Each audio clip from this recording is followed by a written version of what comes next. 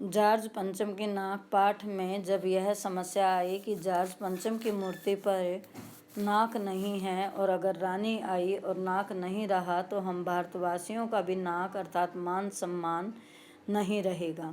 उस समय उच्च स्तर पर मशवरे हुए अर्थात बैठकें हुई, आपस में विचार विमर्श हुए, दिमाग खरोचे गए अर्थात एक दूसरे ने अपने विचार प्रकट किए, एक दूसरे से लाट पर नाक लगाने के बारे में पूछा गया, तर्क वितर्क किए गए। उसके बाद तय किया कि हर हालत में नाक बहुत ज़रूरी है, कि चाहे कुछ भी हो जाए कैसे भी इस समस्या का हल ज़रूर निकालना है कि जो इंडिया गेट पर जॉर्ज पंचम की मूर्ति लगी है उस मूर्ति पर नाक अवश्य होना चाहिए। तब एक मूर्तिकार को हुक्म दिया गया कि वह दिल्ली में हाजिर हो। अर्थात सभी सरकारी कर्मचारियों ने सोचा कि जब मूर्तिकार ने बनाई है तो मूर्तिकार ही इस मूर्ति पर, इस लाट पर नाक लगा सकता है। तो वह इस बात से सहमत होकर उन्होंने एक मूर्तिकार को बुलाया।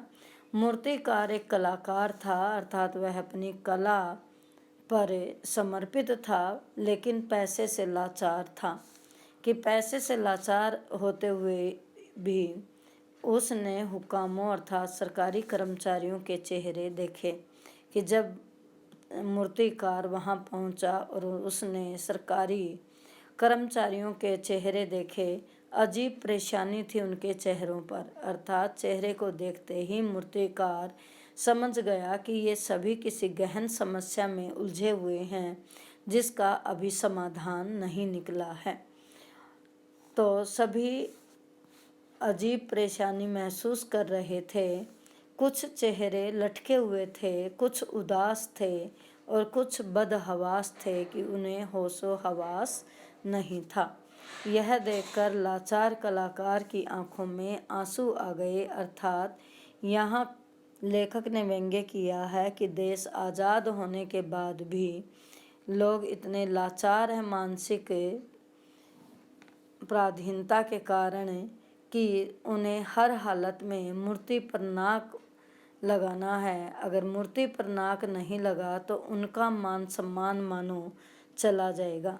तो यह लाचारी देखकर कलाकार की आंखों में आंसू आ गए और तभी एक आवाज़ आई कि मूर्तिकार जॉर्ज पंचम की नाक लगानी है। अर्थात एक सरकारी हुकाम ने कहा कि मूर्ति पर नाक लगानी है।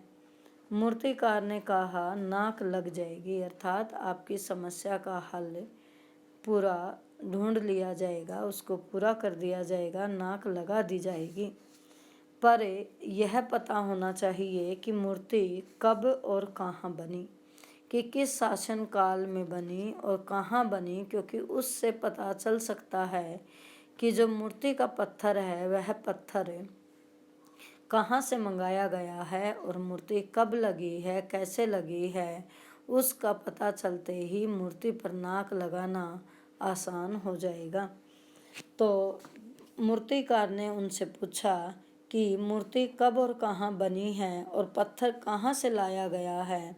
अर्थात अगर पत्थर का पता चल जाए कि पत्थर कहाँ से आया है तो आराम से मूर्ति पर नाक लग जाएगी और नाक लगते ही मानो भारतीयों का मान सम्मान बचा रहेगा। अर्थात यह पता लगाओ कि मूर्ति कहाँ से बनी है।